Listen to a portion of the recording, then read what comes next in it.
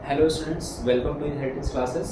आज हम chemistry twelfth class chemistry का सॉल्यूशन चैप्टर का एक वेरी इंपॉर्टेंट टॉपिक स्टार्ट करने जा रहे हैं, that is vapour pressure of liquid solutions. ठीक है, vapour pressure of liquid solutions को डिफाइन कौन करता है? ठीक है, तो vapour pressure of liquid solutions को एक्सप्लेन करते हैं रॉल्स लॉ। ठीक है, तो रॉल्स लॉ को हम पढ़ते हैं और रॉल्स लॉ हमें समझाते हैं कि कैसे vapour pressure of liquid solution very करता है depending on mole fractions of each component in the solution. ठीक है ना, तो सॉल्यूशन चैप्टर में हम बेसिकली दो कंपोनेंट्स की बात करते हैं। ठीक है, तो ये जो हम सॉल्यूशन चैप्टर पढ़ रहे हैं इसमें हमारे पास जितने भी सॉल्यूशंस होंगे वो बाइनरी सॉल्यूशंस है। बाइनरी सॉल्यूशन मतलब उसमें सिर्फ दो कंपोनेंट्स होंगे। ठीक है ना, एक सॉल्यूट है और दूसरा क्या है, सॉल्वेंट है। तो यहाँ पे जो हम vapour pressure of liquid solution देखने जा रहे हैं ये भी दो कंपोनेंट्स का है। ठीक है ना, और वो दोनों ही कंपोनेंट्स वोलेटाइल इन नेचर है। ठीक, दोनों ही कंपोनेंट जिनकी हम बात करने जा रहे हैं वो दोनों ही वोलेटाइल इन नेचर है। ठीक है, जैसे कि मैंने यहाँ पे एक कंपोनेंट ए लिया हुआ है और दूसरा कंपोनेंट क्या लिया हुआ है, बी, और ये दोनों ही क्या है, वोलेटाइल है। ठीक है, तो जब हम इन दोनों को मिक्स करते हैं, जब कंपोनेंट ए और बी को हम मिक्स करते हैं तो हमारे पास एक सॉल्यूशन मिलता है, solution of component A and B. ठीक है, तो इनका जो वेपर प्रेशर होता है वो कैसे डिपेंड करता है, किस पर डिपेंड करता है? ठीक है, कौन ज्यादा होता है, कौन कम होता है, टोटल वेपर प्रेशर क्या होता है, ये सारी बातें हमें कौन एक्सप्लेन करता है, रॉल्स लॉ। ठीक है ना, और रॉल्स लॉ को फाइनली एक्सप्लेन करने के लिए थोड़ी बहुत हेल्प हम Dalton's law of partial pressure की भी लेते हैं। तो आज की क्लास में बेसिकली हम vapour pressure of liquid solutions को एक्सप्लेन करेंगे और समझेंगे रॉल्स लॉ हमें ये क्या क्या बात इसके बारे में हमें बताते हैं। ठीक है ना, तो चलिए स्टार्ट करते हैं। तो Raoult's law statement, first of all हम समझते हैं कि रॉल्स लॉ की स्टेटमेंट क्या है। ठीक है ना, रॉल्स लॉ हमें क्या समझाना चाहते हैं बाय दी स्टेटमेंट। तो according to Raoult's law it states that for a solution of two volatile components, ठीक है, इंपॉर्टेंट पॉइंट है, कितने वोलेटाइल कंपोनेंट्स हमारे पास, two, the partial vapour pressure of each component is directly proportional to the mole fraction of that component in the solution. ठीक है ना, तो अगर हम अकॉर्डिंग टू रॉल्स लॉ अगर हम ऐसे सॉल्यूशन की बात कर रहे हैं जिसमें दो कंपोनेंट्स हैं और दोनों ही वोलेटाइल हैं, ठीक है ना, तो vapour pressure of each component, ठीक है ना, vapour pressure of each component is directly proportional to the mole fraction. ठीक है, जिस भी कंपोनेंट की हम वेपर प्रेशर की बात कर रहे हैं उसका वेपर प्रेशर डायरेक्टली प्रोपोर्शनल है उसके मोल फ्रैक्शन के, जो किसमें प्रेजेंट है, सॉल्यूशन में प्रेजेंट है। ठीक है, तो ये बातें हमें रॉल्स लॉ समझाते हैं। ठीक है, अब इस रॉल्स लॉ को प्रैक्टिकली कैसे समझना है, हम यहाँ फिगर से समझते हैं। ठीक है, देखिए यहाँ पे हमारे पास प्योर कंपोनेंट ए प्रेजेंट है, हमने एक यहाँ पे क्लोज कंटेनर लिया है। ठीक है, क्लोज कंटेनर क्यों लिया है, बिकॉज जो हमारा कंपोनेंट्स है वो वोलेटाइल है, कंपोनेंट्स आर वोलेटाइल। अगर हम इसे ओपन रखेंगे तो वो क्या हो जाएगा, एस्केप हो जाएगा। ठीक है, तो यहाँ पे हमारे कंटेनर्स कैसे होते हैं, क्लोज होते हैं, और यहाँ पे हमारे पास पहला कंटेनर जो है उसमें हमारे पास सिर्फ और सिर्फ प्योर कंपोनेंट ए है। ठीक है, अब क्योंकि ये जो कंपोनेंट ए है वो वोलेटाइल है तो लिक्विड फेज से, ठीक है ना, कंपोनेंट ए लिक्विड फेज से वेपर फेज में जाएगा। हाँ बिल्कुल जाएगा। ठीक है, तो कब तक जाएगा, जब तक कि वेपर फेज और लिक्विड फेज में इक्विलिब्रियम एग्जिस्ट नहीं हो जाता। ठीक है ना, तो क्योंकि हमारा वोलेटाइल कंपोनेंट है ए, ये क्या करेगा, लिक्विड फेज से वेपर फेज में जाएगा। कब तक जाएगा, जब तक कि वेपर फेज और लिक्विड फेज के बीच में एक इक्विलिब्रियम एस्टैब्लिश नहीं हो जाता है। ठीक है ना, तो at the time of saturation या फिर इक्विलिब्रियम यहाँ पे कुछ अमाउंट ऑफ वेपर्स प्रेजेंट होंगे। अब ये वेपर्स क्या करेंगे, इस सरफेस के ऊपर एक प्रेशर अप्लाई करेंगे। ठीक है ना, and that pressure will be called PA not. ठीक है, हम इसको क्या बोल रहे हैं, PA not. PA not basically क्या है, जब हमारा कंपोनेंट प्योर है उस टाइम पे उसके वेपर्स जो उसके ऊपर प्रेशर अप्लाई कर रहे हैं दैट इज PA नॉट। ठीक है ना, तो PA not is the vapour pressure of component A over the solution when it is pure. ठीक है, चलिए इसी तरीके से हम यहाँ पे कंटेनर B लेते हैं। ठीक है, एक कंटेनर लेते हैं जिसमें प्योर कंपोनेंट हमने B लिया है। अगेन B भी कैसा है, वोलेटाइल है। ठीक है, B भी कैसा है, हमारा वोलेटाइल है। तो B कंपोनेंट भी क्या करेगा, लिक्विड फेज से गैस फेज में जाएगा। कब तक जाएगा, जब तक कि एक इक्विलिब्रियम या फिर सैचुरेशन स्टेट ना आ जाए। ठीक है ना, जब लिक्विड फेज और वेपर फेज इक्विलिब्रियम स्टेट में या फिर सैचुरेशन स्टेट में आ जाएंगे तो वेपर फेज क्या करेगा, इस लिक्विड सरफेस के ऊपर एक प्रेशर अप्लाई करेगा। ठीक है ना, और ये जो प्रेशर होगा वो सिर्फ और सिर्फ बी कंपोनेंट्स की वजह से होगा जो कि वेपर फेज में प्रेजेंट है। ठीक है ना, तो इसीलिए हम इसको बोलेंगे PV नॉट। PV नॉट क्या है, the vapour pressure of component B, vapour pressure of component B when it is pure, when it is pure. ठीक है, इसी तरह से आप यहां भी लिख सकते हैं PA नॉट क्या है, vapour pressure of component A when it is pure. P A naught क्या हो जाएगा हमारा, vapour pressure of component A when it is pure. Clear है बात? चलिए, अभी तो ये दोनों ए एंड बी प्योर थे, और जब ये प्योर थे तो इसके ऊपर प्रेशर अप्लाई हो रहा था पी ए नॉट, और जब ये बी प्योर था तो इसके ऊपर प्रेशर अप्लाई हो रहा था पी बी नॉट। क्लियर? अब हमने क्या किया, इन दोनों को मिक्स कर दिया। ठीक है, component A and component B को हमने मिक्स कर दिया, एक साथ डिसॉल्व कर दिया। तो हमें अगेन हमारे पास एक क्लोज कंटेनर है, उसमें कंपोनेंट ए और बी मिक्स्ड है। ठीक है, अब कंपोनेंट ए और बी मिक्स्ड है तो यहाँ पे हमारे पास अगेन ए एंड बी दोनों ही कैसे हैं, वोलेटाइल है। बिकॉज दोनों ही वोलेटाइल हैं तो दोनों के ही कंपोनेंट्स यहाँ पे वेपर फेज में प्रेजेंट होंगे। ठीक है ना, कंपोनेंट ए भी प्रेजेंट होगा, कंपोनेंट बी भी प्रेजेंट होगा। ठीक है, तो again component A and component B because they are volatile, वो अगेन लिक्विड फेज से किस फेज में जाएंगे, वेपर फेज में जाएंगे। कब तक जाएंगे, जब तक ये इक्विलिब्रियम एस्टैब्लिश नहीं हो जाता। क्लियर? ठीक है, जब ये इक्विलिब्रियम एस्टैब्लिश हो जाएगा तो ये जो वेपर फेज है इस लिक्विड सरफेस के ऊपर एक प्रेशर अप्लाई करेगा। अब यहाँ पे जो प्रेशर अप्लाई हो रहा है सॉल्यूशन में, ये हमारे पास क्या है, solution of component A and B. इसकी सरफेस के ऊपर जो प्रेशर अप्लाई हो रहा है वो क्या सिर्फ कंपोनेंट ए अप्लाई कर रहा है, नहीं, या फिर सिर्फ vapours of component B apply कर रहे हैं, नहीं। तो आंसर है दोनों मिलके अप्लाई कर रहे हैं। ठीक है ना, तो यहाँ पे जो प्रेशर अप्लाई हो रहा है वो ए की वजह से भी हो रहा है और बी की वजह से भी हो रहा है। तो यहाँ पे जो टोटल प्रेशर होगा, यहाँ पे इस सरफेस के ऊपर जो टोटल प्रेशर अप्लाई हो रहा है वो कितना होगा, P total is equal to P A plus P B. ठीक है ना, तो यहाँ पे पी ए भी प्रेजेंट है और पी बी भी प्रेजेंट है। ठीक है ना, तो पी ए क्या है हमारा, ये व्हाट इज पी ए, तो P A is partial pressure of component A, partial pressure of component A, और इसी तरीके से पी बी क्या हो जाएगा, partial pressure of component B.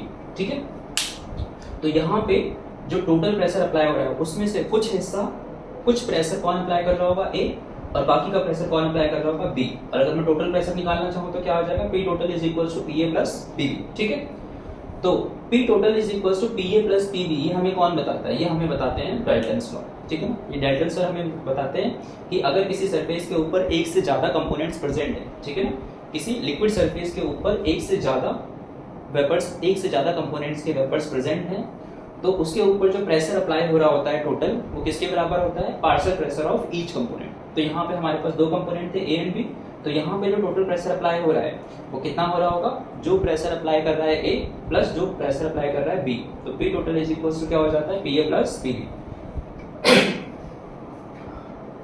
तो आपको ये समझ में आ गया पी टोटल कहाँ से आया, पी टोटल आया हमारा फ्रॉम रॉल्स लॉ। ठीक है, तो अब हम समझते हैं रॉल्स लॉ क्या है बेसिकली, सॉरी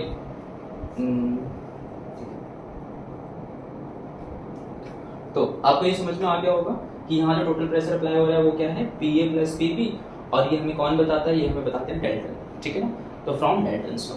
ठीक है, तो अब हम समझते हैं Dalton's law of partial pressure के स्टेटमेंट क्या है। तो डाल्टन्स लॉ कहते हैं, it states that total vapour pressure over the solution, total vapour pressure over the solution is equal to the sum of partial pressure, is equal to the sum of partial pressure of each component over the solution. ठीक है ना, total vapor pressure over the solution is equal to the sum of partial pressure of each component.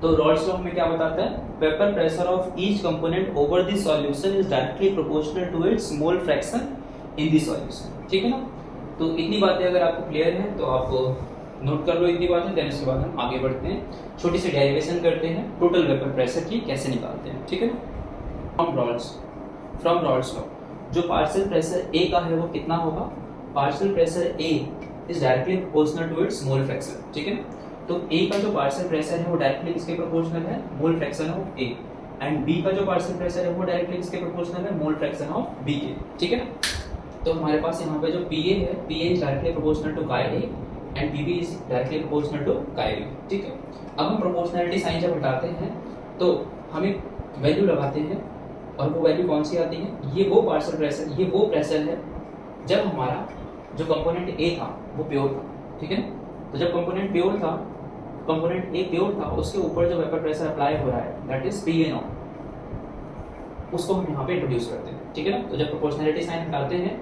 तो P A is equal to क्या हो जाता है, P A not, what is P A not, P A not is the vapour pressure of component A when it is pure. ठीक है। इसी तरह से PV is directly proportional to chi B. जब हम प्रोपोर्शनैलिटी साइन हटाते हैं तो अगेन हम यहाँ पे क्या लिखते हैं, PV is equals to PV naught into chi B. अब पीवी नॉट क्या है यहाँ पे, तो PV naught vapour pressure of component B when it was pure, ठीक है। तो अब इन वैल्यूज को हम पी टोटल वाली इक्वेशन में प्लेस कर देते हैं, ठीक है। तो हमारे पास इक्वेशन आ जाती है P total is equals to P A plus P B, ठीक है। अब पी ए की वैल्यू क्या है, पी ए है हमारे पास chi A into P A naught plus P B क्या है हमारे पास chi B and P B naught, ठीक।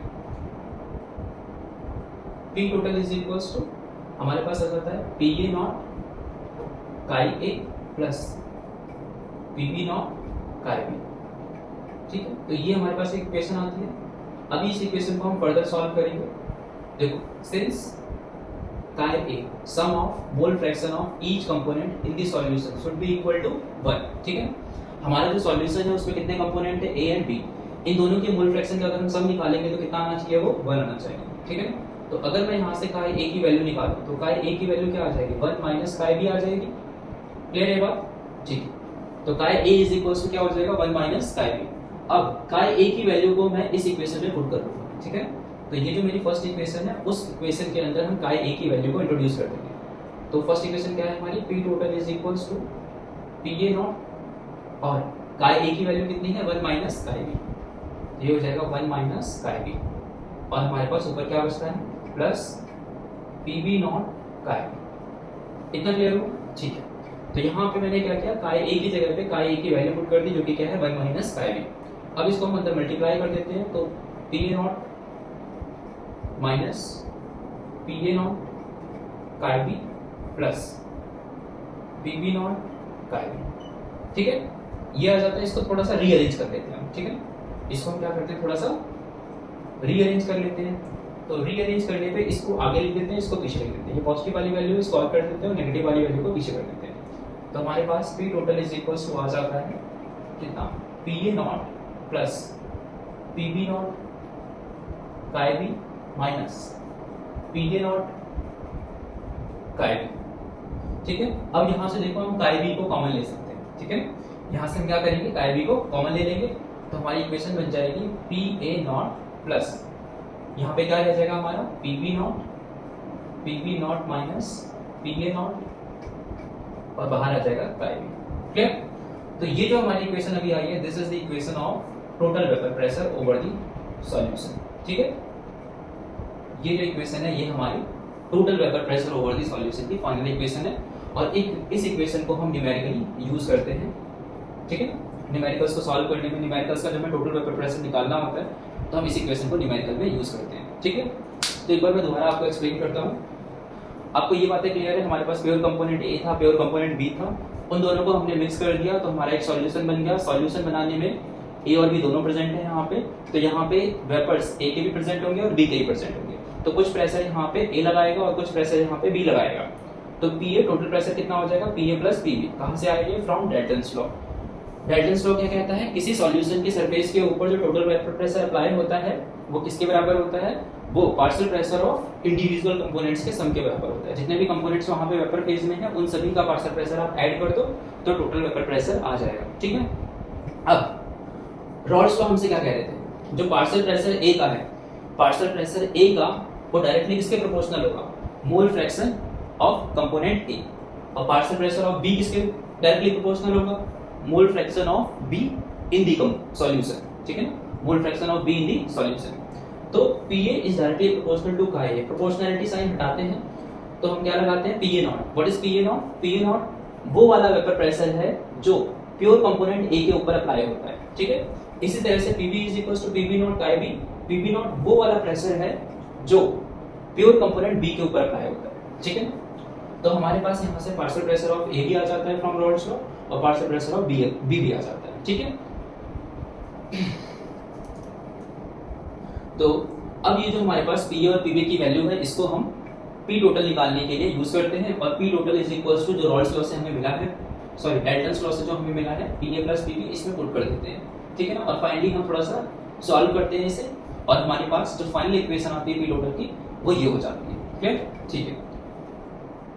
अब एक इंपॉर्टेंट पॉइंट जो हमने यहाँ पे यूज किया है, ठीक है, ये वाली इंपॉर्टेंट इन्फॉर्मेशन है जो हमने इस चैप्टर में पहले सीखी थी या फिर 11th में भी हमने सीख रखा है।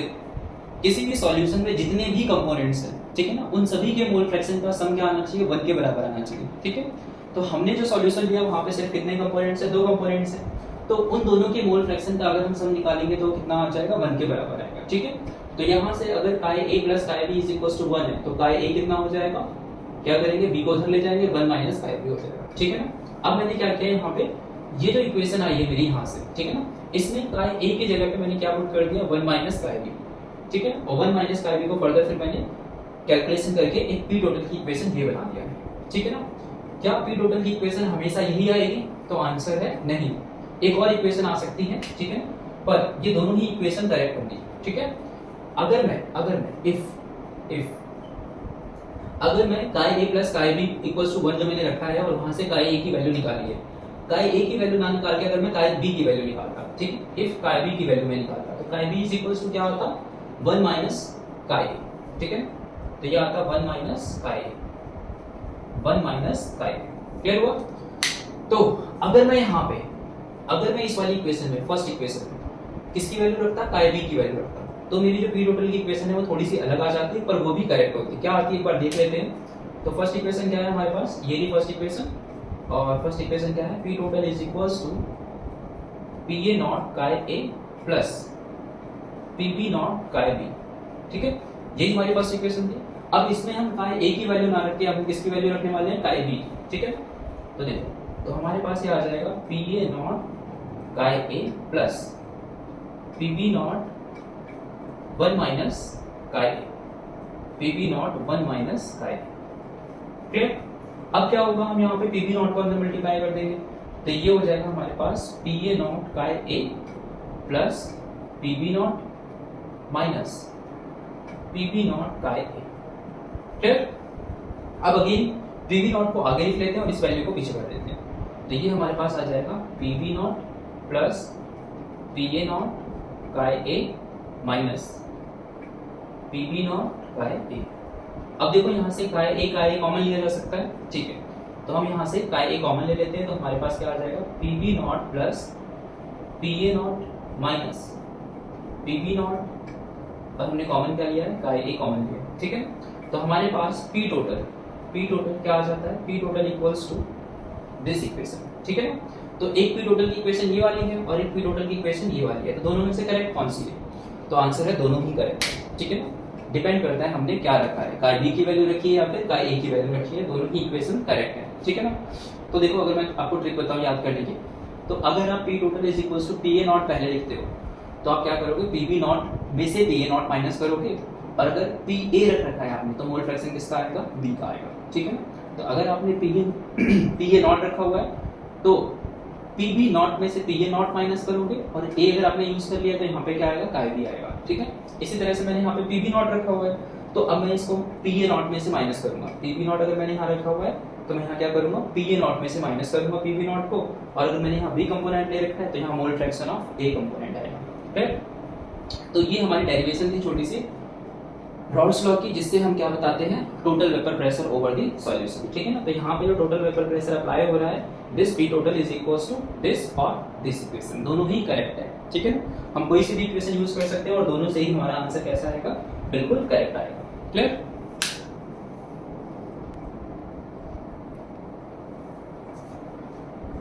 तो फाइनल इक्वेशन जो हमारे पास p टोटल की आ जाती है from Raoult's law, that is p total is equals to pa naught plus pb naught minus pa naught into chi b, ठीक है ना।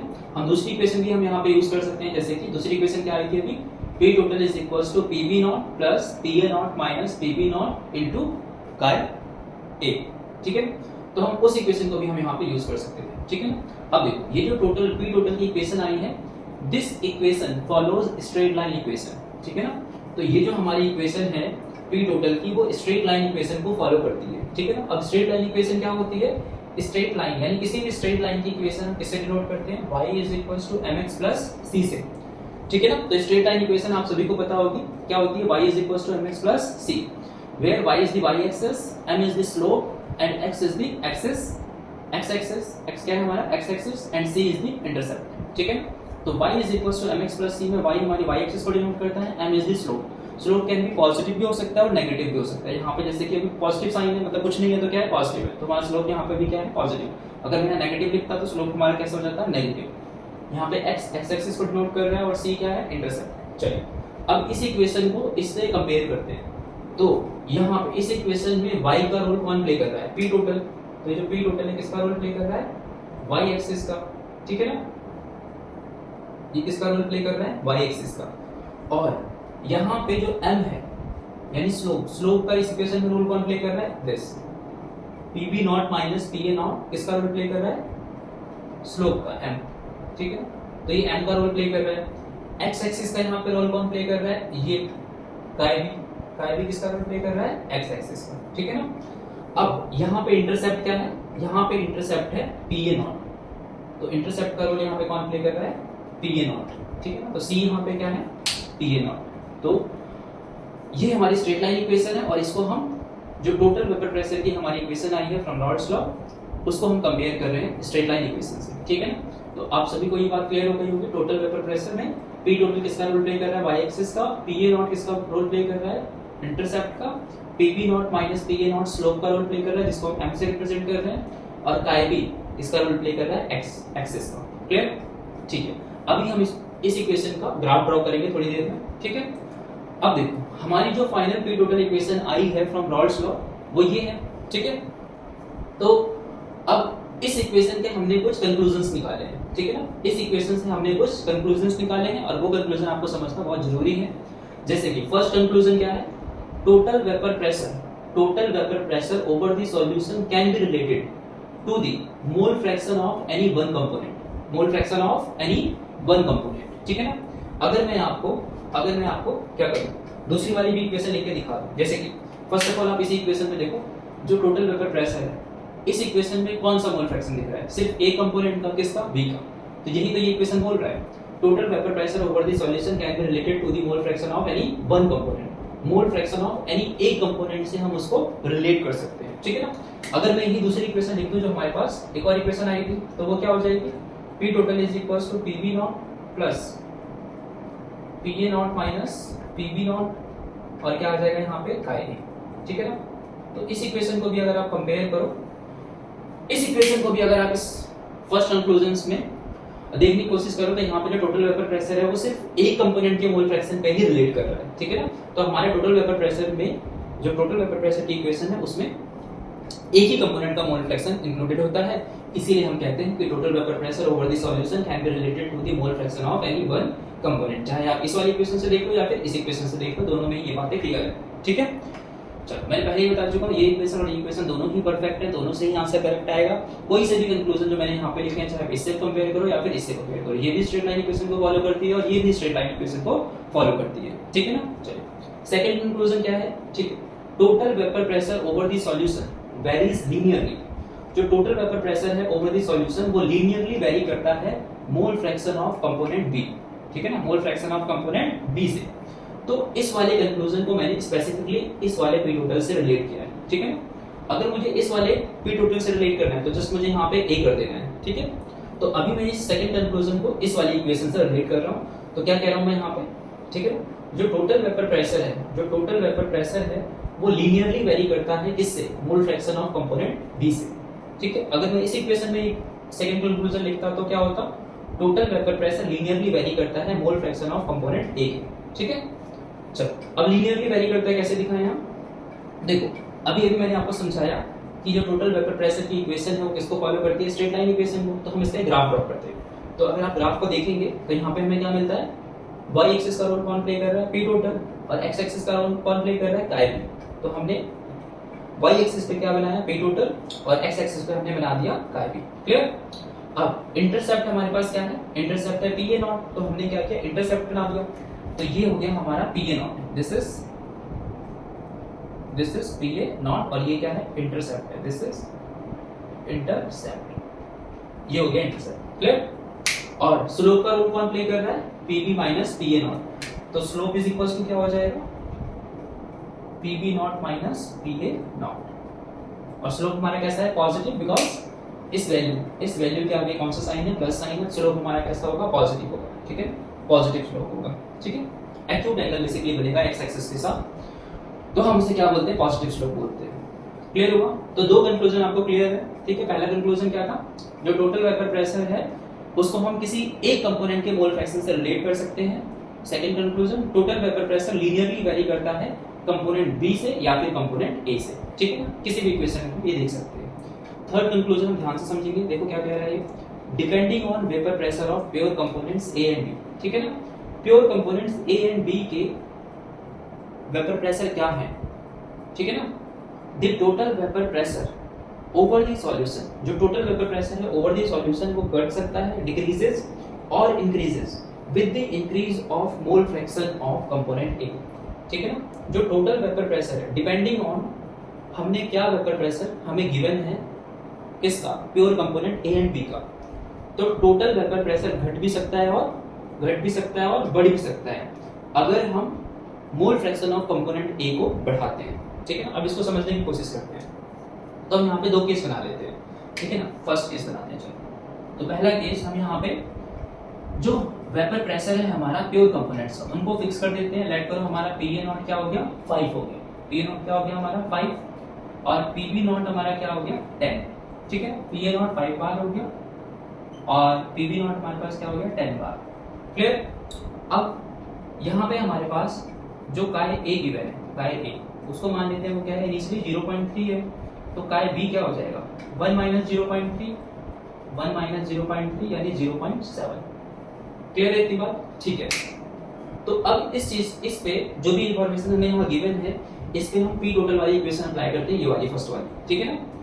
तो फर्स्ट वाली चाहे तो हम सेकंड भी अप्लाई कर सकते हैं, बट मैं फर्स्ट अप्लाई कर रहा हूँ, आप चाहो तो सेकंड भी अप्लाई कर सकते हो, ठीक है।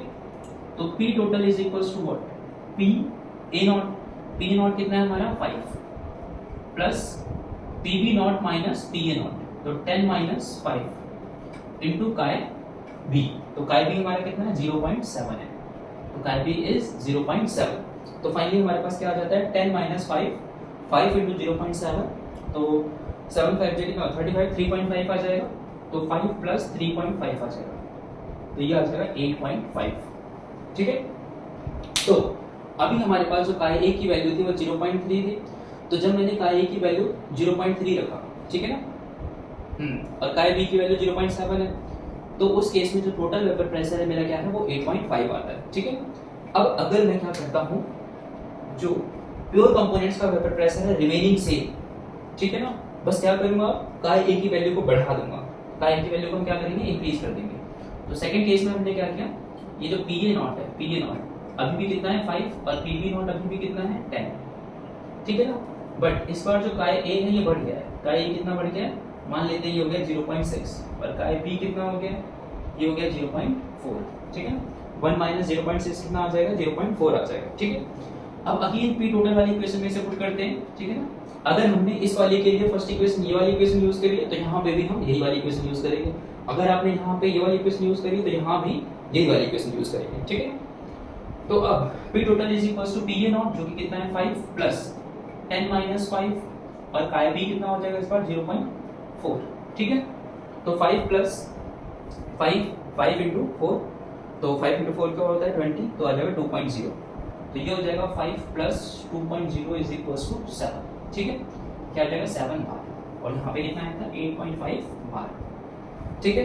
तो देखो अब ध्यान से समझना, depending on the vapour pressure of pure components, ठीक है ना, vapour pressure of pure components क्या है, ठीक है ना, total vapour pressure over the solution increases और डिक्रीजेस, ठीक है ना, डिक्रीजेस और increases with the increase of mole fraction of component ए। तो जो टोटल वेपर प्रेशर है वो बढ़ भी सकता है, घट भी सकता है, घट भी सकता है, बढ़ भी सकता है अगर हम मोल फ्रैक्शन ऑफ ए को इंक्रीज करते हैं, ठीक है ना, मोल फ्रैक्शन ऑफ ए को इंक्रीज करते हैं। Depending on P A naught PB naught हमने क्या यूज किया है, ठीक है ना, P A naught PB naught हमने क्या यूज किया है, तो जो टोटल वेपर प्रेशर है वो काय ए की वैल्यू को बढ़ाने से या घटाने से, काय ए की वैल्यू को यानी मोल फ्रैक्शन ऑफ ए की वैल्यू को बढ़ाने से जो टोटल वेपर प्रेशर है वो हमारा घट भी सकता है और बढ़ भी सकता है। जैसे कि यहाँ पे 8.5 आएगा और जब हमने काय ए की वैल्यू को इंक्रीज किया तो टोटल वेपर प्रेशर घट गया, कितना हो गया 7 बार आ गया, ठीक है ना। तो ये हमारे पास 3 कंक्लूजन्स आते हैं from Raoult's law equation. Clear? तो आई होप आप लोग को ये तीनों बातें समझ में आई होंगी। ठीक है, थर्ड वाला पॉइंट थोड़ा सा ट्रिकी था, अगर इसमें कोई प्रॉब्लम हो तो आराम से इसको 1-2 बार समझें, देन इसके बाद फिर भी कोई प्रॉब्लम हो तो मुझे कमेंट करके बता दें, मैं इस पर दोबारा से एक वीडियो अपलोड कर दूंगा। ठीक है ना? पर इन तीनों ही कंक्लूजन्स को आपको समझना बहुत इंपॉर्टेंट है। ठीक है, थ्योरेटिकल पॉइंट्स हैं, थोड़ा कॉन्सेप्ट को क्लियर करते हैं। ठीक है, चलो अब हम एक और वेरी इंपॉर्टेंट टॉपिक पे आते हैं, ग्राफ ऑफ रॉल्स लॉ। ठीक है ना? तो रॉल्स लॉ हमने पढ़ लिया, क्या है रॉल्स लॉ का result? P total is equals to PA naught plus PB naught minus PA naught into chi b, या फिर ये वाली इक्वेशन। ठीक है, अब इस इक्वेशन तो हमने बना ली, बट एक अनदर वेरी इंपॉर्टेंट टॉपिक जो है हमारा रॉल्स लॉ का, वो है ग्राफ ऑफ रॉल्स लॉ। ठीक है ना? तो ग्राफ को कैसे ड्रॉ करते हैं। ठीक है, चलो अब हम क्या करेंगे, जैसे कि आपको देखो यहाँ पे जो y एक्सिस होती है वो क्या होती है, प्रेशर होती है, और जो x एक्सिस होती है वो क्या होती है, मोल फ्रैक्शन। ठीक है ना? तो हमारा जो रॉल्स लॉ है इसमें जो y एक्सिस है, ये जो y एक्सिस है, इस पे हम बनाते हैं वेपर प्रेशर। क्या बनाते हैं इस पे? Vapour pressure. ठीक है, तो y एक्सिस हमारी वेपर प्रेशर को डिनोट करती है, और जो x एक्सिस है वो मोल फ्रैक्शन, x एक्सिस को डिनोट करती है मोल फ्रैक्शन। ठीक है, मोल फ्रैक्शन यानी काय को। ठीक है, अब एक्सट्रीम लेफ्ट पे यानी यहाँ पे, ठीक है ना, एक्सट्रीम लेफ्ट पे हम काय a इज इक्वल्स टू 1 मानते हैं। ठीक है ना? अब अगर काय a इज इक्वल्स टू 1 है तो काय b इज इक्वल्स टू क्या हो जाएगा, 0, बिकॉज काय a प्लस काय b क्या होता है, 1 होता है। अगर काय a 1 है तो काय b को क्या होना पड़ेगा, 0 होना पड़ेगा। ठीक है ना?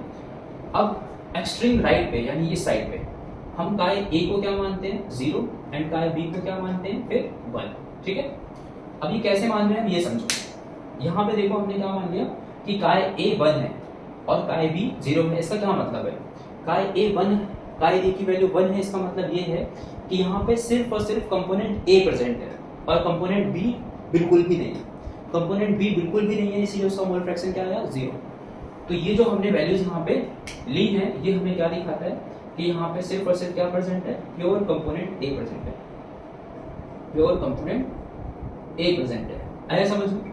अब हम जब लेफ्ट टू राइट जा रहे हैं, तो मोल फ्रैक्शन ऑफ a घट रहे हैं and mole fraction of b बढ़ रहे हैं। ठीक है, तो मोल फ्रैक्शन ऑफ a घटते कितने हो गए, 0, जब हम राइट साइड पे जा रहे हैं। और जब मोल फ्रैक्शन ऑफ a घटेगा तो मोल फ्रैक्शन ऑफ b बढ़ेगा। तो जब हम लेफ्ट टू राइट जा रहे हैं तो मोल फ्रैक्शन ऑफ b बढ़ते मैक्सिमम हो गया कितना, 1, और mole fraction of a minimum हो गया कितना, 0। ठीक है ना? अगेन ये जो कंडीशन है क्या शो कर रही है कि यहाँ पे सिर्फ और सिर्फ किसके मोल्स प्रेजेंट है, यानी कौन सा कंपोनेंट प्रेजेंट है, कंपोनेंट b, और यहाँ पे कंपोनेंट a कैसा है, 0 है। तो इस केस से हमें क्या पता चलता है कि यहाँ पे सिर्फ और सिर्फ कौन सा कंपोनेंट प्रेजेंट है, प्योर कंपोनेंट b। यहाँ पे क्या प्रेजेंट है, प्योर कंपोनेंट b प्रेजेंट है। क्लियर हुई इतनी बातें? ठीक। अब देखो जब प्योर कंपोनेंट a प्रेजेंट होता है, ठीक है ना, प्योर कंपोनेंट a प्रेजेंट होता है, तो जो वेपर्स होते हैं वो भी सिर्फ a के होते हैं। ठीक है ना? तो जो a के वेपर्स होते हैं वो जो उस कंपोनेंट के ऊपर प्रेशर अप्लाई करते हैं, that is called PA not. ठीक है ना? तो यहाँ पे क्योंकि कंपोनेंट a ही प्रेजेंट है, तो यहाँ पे जो प्रेशर अप्लाई हो रहा होगा वो कौन सा अप्लाई हो रहा होगा, PA नॉट। ठीक है, इससे पहले हमें एक चीज लेट करनी पड़ती है। ठीक है ना? वो क्या है, देखो मोल फ्रैक्शन ऑफ a और मोल फ्रैक्शन ऑफ b में आप कोई रिलेशन मान लो। आप चाहो तो मोल फ्रैक्शन ऑफ a को बड़ा मान लो, इसको छोटा मान लो, या फिर मोल फ्रैक्शन ऑफ b को बड़ा मान लो या a को छोटा मान लो। ठीक है ना? किसी को भी मान सकते हैं। तो अभी पर्टिकुलरली मैं क्या मान लेता हूँ, काय a इज ग्रेटर देन काय b, यानी कंपोनेंट a ज्यादा है मेरा और कंपोनेंट b कम है। ठीक है, तो सिंस काय a इज लोअर, काय a इज ग्रेटर देन काय b, therefore partial pressure of a will be greater than, नहीं, PA not will be greater than PB not. जिसका मोल फ्रैक्शन ज्यादा उसका प्रेशर भी कैसा होता है, ज्यादा होता है। ठीक है ना? तो यहाँ पे काय a ज्यादा है इसलिए PA नॉट भी कैसा होगा, ज्यादा। यहाँ पे काय b कम है इस वजह से PB नॉट भी कम होगा। ठीक है ना? तो अब यहाँ पे प्योर कंपोनेंट a है, प्योर कंपोनेंट, जब भी हमारा कंपोनेंट प्योर होता है तो प्रेशर अप्लाई होता है क्या, PA नॉट, और ये ज्यादा है तो इसीलिए मैं थोड़ा इसको ऊपर बना रहा हूँ। ठीक है, तो ये जो हमारा पॉइंट है ये शो कर रहा है हमारा PA नॉट। क्या शो कर रहा है ये, PA not, vapour pressure of pure component A। ठीक है, अब यहाँ पे सिर्फ और सिर्फ कंपोनेंट A था, इस वजह से जो वेपर प्रेशर था वो सिर्फ और सिर्फ कंपोनेंट A की वजह से था, इसीलिए हमने प्योर बनाया क्या, PA नॉट। बट जब हम राइट साइड जा रहे हैं तो मोल फ्रैक्शन ऑफ ए घटेगा और मोल फ्रैक्शन ऑफ बी बढ़ेगा, तो वो एक क्या बन जाएगा, सॉल्यूशन, ठीक है ना। और सॉल्यूशन में जो प्रेशर होता है वो पीए होता है, ए का प्रेशर क्या होता है, पीए। और जैसे जैसे हम राइट साइड पे जा रहे हैं तो जो मोल फ्रैक्शन ऑफ ए है वो घटता जा रहा है, घटता जा रहा है, और फाइनली क्या हो जा रहा है, जीरो। तो जो प्रेशर है पीए वो भी घटता जाएगा, घटता जाएगा, घटता जाएगा, और फाइनली क्या हो जाएगा, जीरो हो जाएगा, ठीक है। तो ये जो लाइन है हमारी स्ट्रेट लाइन, ठीक है ना, ये हमारी कैसी लाइन है, स्ट्रेट लाइन है, दिस इज स्ट्रेट लाइन, ठीक है। तो ये हमें क्या शो कर रही है, this is PA, partial pressure of component A, ठीक है। ये हमें क्या शो कर रही है, partial pressure of component A, ठीक है। सॉरी, तो ये बात आपको समझ में है। चलो अब हमने क्या माना है, काई भी छोटा है तो पी भी नॉट भी छोटा होगा, तो यहाँ पे जो वेपर प्रेशर होगा वो सिर्फ किसकी वजह से होगा, बी कंपोनेंट की वजह से, तो इसीलिए हमने पी भी नॉट को यहाँ पे थोड़ा सा नीचे बना लिया क्योंकि हमने इसको छोटा माना हुआ इससे, ठीक है ना। अगेन ये भी हमें एक स्ट्रेट लाइन ग्राफ मिलेगा, यहाँ पे जितने भी ग्राफ हैं वो कैसे हैं, स्ट्रेट लाइन है, ठीक है ना। और ये जो ग्राफ है यहाँ पे भी ऐसे ही हम समझेंगे, यहाँ पे बी कंपोनेंट मैक्सिमम है तो इसीलिए उसका प्रेशर क्या होगा, और प्योर भी है तो वो क्या होगा, पी बी नॉट, और फिर वो इधर से आते आते क्या हो जाएगा, जीरो हो जाएगा फाइनली, क्योंकि यहाँ पे मोल फ्रैक्शन ऑफ बी क्या है, जीरो। तो ये जो लाइन है हमें क्या शो कर रही है, पार्शियल प्रेशर ऑफ बी, ठीक है। अब हम पी बी नॉट और पी बी नॉट को ज्वाइन कर देंगे इस तरह से, और ये जो लाइन है हमारी, ठीक है ना, दिस शोज टोटल प्रेशर, और टोटल प्रेशर किसके बराबर आ जाता है, P A plus P B, ठीक है ना। तो ये हमारी फाइनल, ये हमारा फाइनल ग्राफ हो जाता है, this is graph of Rawls law, ठीक है ना। तो आपको क्लियर हुआ होगा कि रॉल्स लॉ का ग्राफ कैसे बनाते हैं, ठीक है। मैं फिर से एक बार एक्सप्लेन कर देता हूँ। तो वाई एक्सिस पे हम क्या लेते हैं, वेपर प्रेशर लेते हैं, एक्स एक्सिस पे क्या लेते हैं, मोल फ्रैक्शन लेते हैं, ठीक है। एक्सट्रीम लेफ्ट पे हम क्या लेते हैं, मोल फ्रैक्शन ऑफ ए को 1 ले लेते हैं, मोल फ्रैक्शन ऑफ बी को क्या लेते हैं, 0, ठीक है। अब इसका मतलब क्या है, यहाँ पे सिर्फ और सिर्फ कंपोनेंट ए प्रेजेंट है तो प्योर कंपोनेंट ए, प्योर कंपोनेंट ए जब भी होगा तो उसके ऊपर जो प्रेशर अप्लाई होगा वो मैक्सिमम होगा, that is P A naught. और हमने यहाँ पे मान लिया है कि पी ए नॉट ग्रेटर है पी बी नॉट से, ठीक है ना। हम उल्टा भी मान सकते थे बट अभी के लिए हमने ये माना है, तो पी ए नॉट को हमने यहाँ पे बना दिया, ठीक है ना। अब जब हम लेफ्ट टू राइट जा रहे हैं तो क्या हो रहा है, मोल फ्रैक्शन ऑफ ए घट रहे हैं और mole fraction of A B बढ़ रहे हैं, तो बेसिकली यहाँ पे क्या है, सॉल्यूशन है, यहाँ पे क्या है, सॉल्यूशन। और सॉल्यूशन में पार्शियल प्रेशर अप्लाई होता है P A and P B, तो जैसे ही हम लेफ्ट से राइट जा रहे हैं तो यहाँ पे जो प्रेशर अप्लाई हो रहा है दैट इज पी ए, ठीक है ना। ये जो लाइन है, ये वाली लाइन, ये पी ए को डिनोट कर रही है, ठीक है ना, पी ए को। और जैसे जैसे हम लेफ्ट से राइट पहुंचेंगे और एक्सट्रीम राइट पे पहुंचेंगे, क्योंकि यहाँ पे मोल फ्रैक्शन ऑफ ए 0 हो गया है, मतलब यहाँ पे कंपोनेंट ए प्रेजेंट ही नहीं है, तो उसका वेपर प्रेशर भी क्या हो जाएगा, 0 हो जाएगा, उसका पार्शियल प्रेशर भी क्या हो जाएगा, 0, ठीक है। इसी तरीके से यहाँ पे काय ए 0 है और काय बी 1 है, मतलब यहाँ पे सिर्फ और सिर्फ प्योर कंपोनेंट बी प्रेजेंट है, ठीक। और जब भी प्योर कंपोनेंट बी होता है तो वहां पे जो प्रेशर होता है वो सिर्फ किसकी वजह से होता है, कंपोनेंट बी की वजह से होता है, और उसको हम किससे डिनोट करते हैं, पी बी नॉट से। तो जब हम लेफ्ट टू राइट आ रहे हैं तो अगेन क्या हो रहा है, काय बी क्या हो रहा है, डिक्रीज होता जा रहा है, और फाइनली क्या हो जाएगा, 0। तो ये जो प्रेशर है वो डिक्रीज होता जाएगा, डिक्रीज होता जाएगा, और फाइनली क्या हो जाएगा, 0। और ये जो लाइन है हमारी, ये वाली किसको डिनोट कर रही है, पीबी को डिनोट कर रही है, यानी partial pressure of component B, ठीक है ना। तो ये वाली लाइन हमें क्या डिनोट कर रही है, partial pressure of component B, और ये वाली जो लाइन है ये डिनोट कर रही है partial pressure of component A, clear. अब हमें क्या करना है, पीबी नॉट और पीबी नॉट को ज्वाइन कर देना है, और इससे हमें क्या मिलता है, टोटल प्रेशर, ठीक है ना। तो ये वाली जो लाइन है, जो हमें ये वाली इक्वेशन है, ठीक है, दिस इक्वेशन, ये दिस लाइन, ये इस इक्वेशन की है, ठीक है, ये इस इक्वेशन को डिनोट कर रही है, क्लियर हुआ। तो इस तरह से हम ये रॉल्स लॉ ग्राफ बनाते हैं, ठीक है ना। मैंने एक बार रॉल्स लॉ ग्राफ आपको समझा दूं, ठीक है ना। कैसे समझेंगे, यहाँ पे बस इसका उल्टा मान लेते हैं यहाँ पे, ठीक है ना। कैसे, जैसे मैंने आपको बोला ना, यहाँ पे काय ए मान लो और यहाँ पे काय बी मान लो, काय ए को ग्रेटर मान लो काय बी से, तो इसका उल्टा देख लेते हैं। यहाँ पे मान लेते हैं chi A is smaller than chi B, और chi since chi A is smaller than chi B, therefore P A naught क्या होगा, छोटा होगा किससे, पी बी नॉट से, ठीक है ना। तो इस केस में ग्राफ, जैसे यहाँ पे ग्राफ ऐसा आया है, ठीक है ना, यहाँ पे ग्राफ ऐसा आ जाएगा, फिर बना के देख लेते हैं। अगेन ये क्या होगा, this will be vapour pressure, और यहाँ पे क्या होगा, मोल फ्रैक्शन। यहाँ पे mole fraction of component A को 1 माना है, mole fraction of component B को 0 माना है, और यहाँ पे mole fraction of component A को क्या मान लेंगे, 0, मतलब हो जाएगा वो 0, और कंपोनेंट बी यहाँ पे क्या हो जाएगा, मैक्सिमम दैट इज 1, ठीक है। और यहाँ पे प्योर कंपोनेंट 1 है ठीक है ना। तो प्योर कंपोनेंट कौन सा है, ए। प्योर कंपोनेंट ए का वेपर प्रेशर पीबी नॉट से छोटा है, तो हम यहाँ पे पीबी नॉट पीए नॉट बना लेते हैं, दिस इज पीए नॉट, ठीक है। और जब हम लेफ्ट टू राइट जाएंगे तो इसका वेपर प्रेशर क्या होगा, डिक्रीज होगा, तो डिक्रीज हो गया। ये लाइन किसको डिनोट कर रही है, ये लाइन डिनोट कर रही है partial pressure of component A को, ठीक है। अब यहाँ पे जब हम बात करते हैं तो यहाँ पे कंपोनेंट प्योर कौन सा है, बी।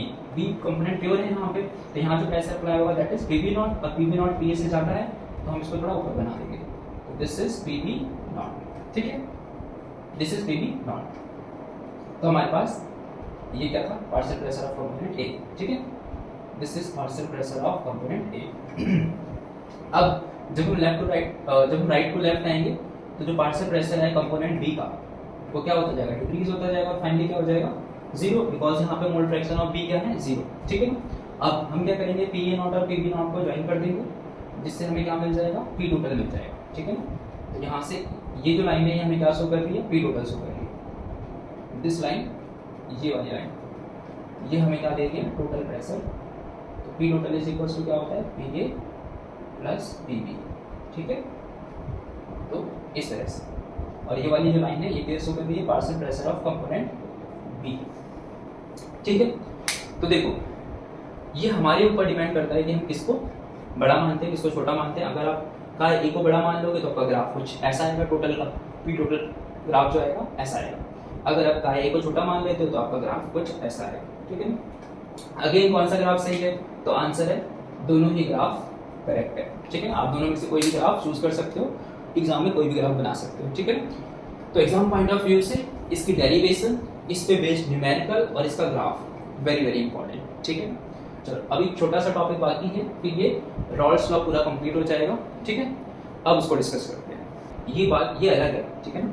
हम यहाँ पे किसकी बात कर रहे हैं, मोल फ्रैक्शन ऑफ कंपोनेंट्स, किसके, ए एंड बी, कौन से फेज में, वेपर फेज में। अब हम सॉल्यूशन में बात नहीं कर रहे, मतलब अब हम काय ए एंड काय बी की बात नहीं कर रहे हैं, अब हम बात कर रहे हैं कि वेपर फेज में, यहाँ पे जो वेपर फेज है यहाँ पे भी तो component A and component B होंगे, यानी ए के भी वेपर्स होंगे यहाँ पे और बी के भी वेपर्स होंगे।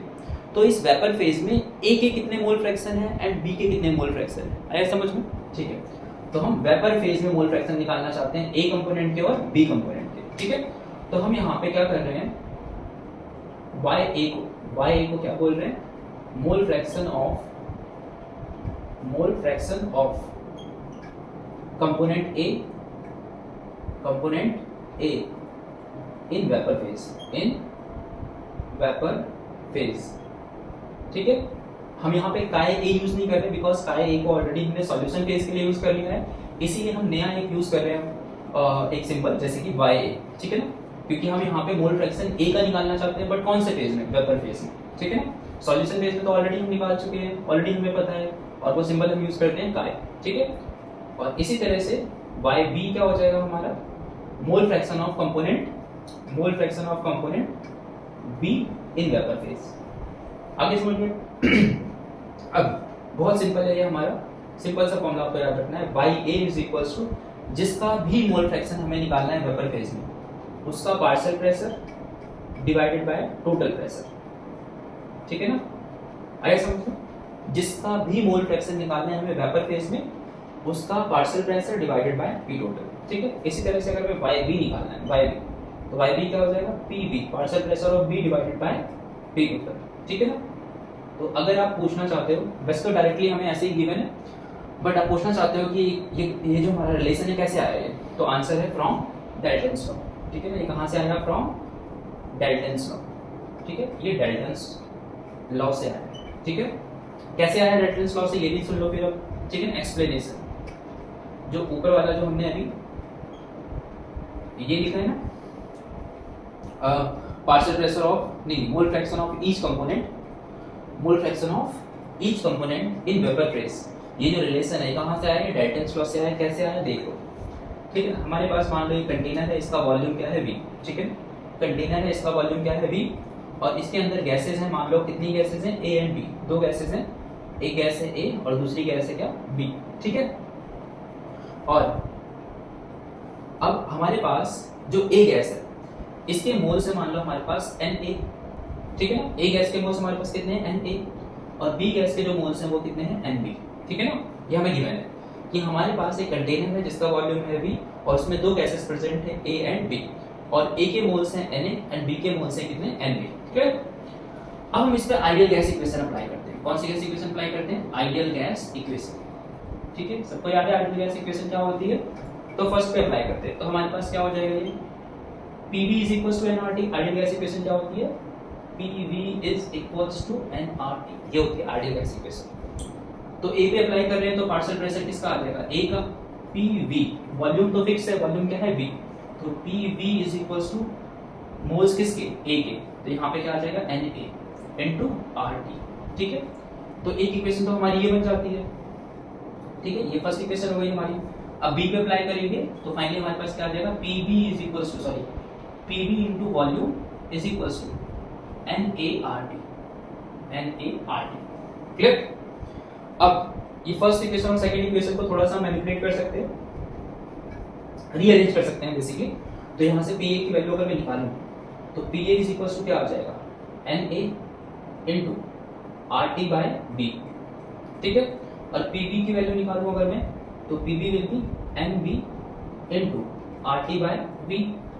ठीक है, तो हमने क्या किया, एक हमारे पास कंटेनर है जिसमें A एंड B कंपोनेंट्स हैं, गैसेस कंपोनेंट्स हैं, और A के मोल्स हैं Na एंड B के मोल्स हैं Nb। ठीक है, अब इन पे मैंने क्या अप्लाई किया? Ideal gas equation. क्या होती है ideal gas equation? PV is equals to nRT। Volume हमारा कांस्टेंट है, R is the real gas constant और T is the temperature। यहाँ पर टेम्परेचर भी कांस्टेंट है। ठीक है ना, टेम्परेचर भी कैसा रहेगा? कांस्टेंट। ठीक है, अब तो वेरिएबल क्या है हमारे पास? सिर्फ P वेरिएबल है, A का प्रेशर होगा PA और N क्या होगा? Na। ठीक है, मोल्स भी वेरिएबल है, तो हमारे पास दो इक्वेशन बन जाती है PAV, ठीक है, इज इक्वल्स टू NaRT। यहाँ पे बन जाती है PBV is equals to NaRT। ठीक है, अब इन्हीं दोनों इक्वेशन को हम थोड़ा सा रीअरेंज करते हैं, और रीअरेंज करने के बाद हमारे पास ये आ जाता है PA is equals to Na into RT by V, PB is equals to NB RT by V। V को हम नीचे लेंगे बस। ठीक है ना, अब फ्रॉम डाल्टन्स लॉ, ठीक है ना, फ्रॉम डाल्टन्स लॉ भी हम सीख के आए हैं। P total is equals to क्या होता है? PA plus PB। From Dalton's law जल्दी बताओ क्या होता है? From Dalton's law total pressure किसके बराबर होता है? जितने भी कंपोनेंट है उनके पार्शियल प्रेशर को क्या कर दो? सम कर दो, तो वो क्या आ जाएगा? टोटल प्रेशर आ जाएगा। तो बस PA और PB की वैल्यू हम पुट कर देते हैं, तो PA की वैल्यू क्या है? Na into RT by V plus NB into RT by V। अब देखो इन दोनों में से क्या कॉमन आ जाएगा? RT बाय V दोनों में से कॉमन आ जाएगा, तो finally P total is equals to क्या हो जाएगा? बोलो Na plus NB into RT by V। ठीक है ना, तो ये हमारे पास इक्वेशन आ गई। कौन सी? इस इक्वेशन को बोलो 3, इसको बोलो 4 और फिर इसको बोल दो 5। ठीक है, तो हमारे पास एक इक्वेशन 50 आ गई। अब कुछ नहीं करना, अब हमारा फॉर्मूला आ गया है। अब हमें क्या करना है? थर्ड इक्वेशन को 5 से डिवाइड करना है। इक्वेशन 3 डिवाइडेड बाय इक्वेशन 5, तो क्या हो जाएगा? ये PA divided by P total, PA divided by P total. ठीक है ना, तो PA divided by P total is equals to क्या है हमारे पास? तो Na into RT by V divided by P total क्या है? बोलो Na plus NB into RT by V। तो ये वैल्यू क्या हो जाएगी? कैंसिल आउट हो जाएगी। तो बेसिकली हमारे पास आ क्या गया? ये आ जाएगा Na अपॉन में Na प्लस NB। ठीक है ना, तो PA by P total is equals to what? Na by Na plus NB। ठीक है, और क्या इसको देख के कुछ याद आ रहा है? ये क्या है? Mole fraction of component A। ठीक है ना, ये क्या है? Mole fraction of A। तो ये हो जाएगा हमारा मोल फ्रैक्शन ऑफ A। ठीक है, तो आगे ना YA is equals to what? PA by P total.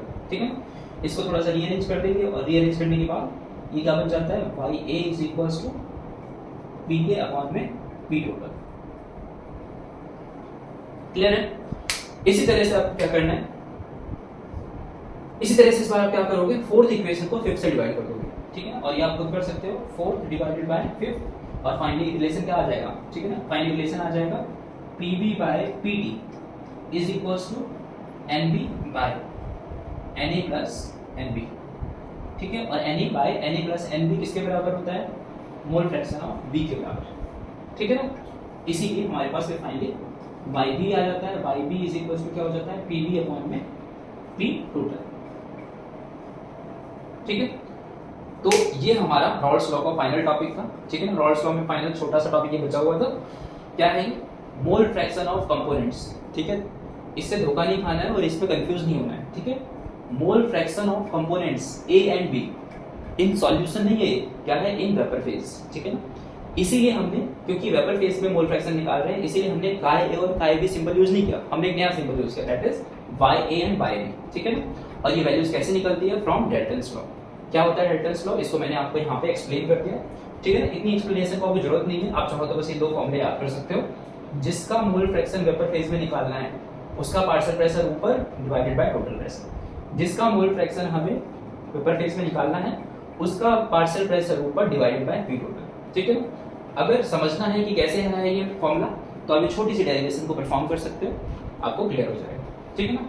तो ये सारी बातें थी हमारी vapour pressure of liquid solution, जिसमें हम रॉल्स लॉ को देखते हैं और रॉल्स लॉ की हेल्प करते हैं Dalton's law, finally total pressure को निकालने के लिए जो सॉल्यूशन के ऊपर होता है, ठीक है ना। तो आई होप आप लोग को ये सारी बातें समझ में आ गई होंगी। मैंने ईच एंड एवरी पॉइंट यहाँ पर डिस्कस किया है, इवन थ्योरेटिकल पॉइंट्स जो होते हैं वो भी मैंने यहाँ पर डिस्कस किए हैं, क्योंकि कॉन्सेप्ट बिल्ड करने में ये पॉइंट्स काफी हेल्प करते हैं, ठीक है ना। तो अगर आपको ये वीडियो अच्छी लगी हो तो प्लीज वीडियो को लाइक करें और शेयर करें और प्लीज सब्सक्राइब करें चैनल को, ठीक है ना। टिल देन अच्छे से पढ़ाई करें और गुड बाय, मिलते हैं नेक्स्ट वीडियो में। Thanks for watching.